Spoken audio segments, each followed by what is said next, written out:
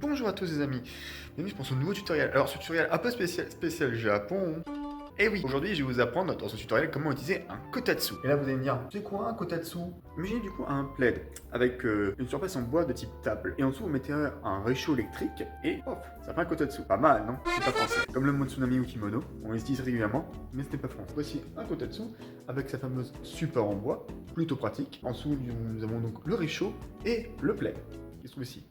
Voilà. Pour l'utiliser, c'est très simple, il vous suffit simplement de le brancher à une prise électrique. Prenez en compte que nous sommes sur une prise électrique dite japonaise, donc avec des normes japonaises. Et si ce n'est pas le cas, prenez du coup un adaptateur. Une fois cela fait, je vous invite tout simplement à l'allumer. Alors pour l'allumer, c'est très simple, hein. Il vous suffira juste de chercher et de trouver l'interrupteur, comme ici par exemple. Ceci est un interrupteur de kotatsu. Et on retrouve dessus un petit bouton pour tout simplement faire un on-off. Je suppose qu'il est écrit on-off dessus, je sais pas pour les japonais, mais je suppose qu'il est écrit ça dessus. Il faut pas déconner, je sais des choses, mais pas tout. Voilà, comme ceci.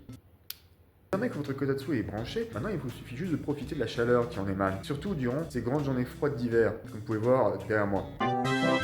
Extrêmement froid, et il n'arrête pas de neiger depuis plusieurs jours. Ainsi, voici un exemple d'utilisation d'un kotatsu. C'est un autre kotatsu que j'ai déjà préparé à l'avance. Vous avez un plaid, vous avez le réchaud dessous, vous mettez, il y a généralement plus simple pour s'asseoir, et les japonais s'assoient souvent par terre, et désormais vous avez juste à profiter de la chaleur qui en émane. Merci pour ce tutoriel, n'hésitez pas à me dire ce que vous souhaitez la prochaine fois en commentaire, je vous lirai évidemment. Mettez un pouce bleu et abonnez-vous. Ciao!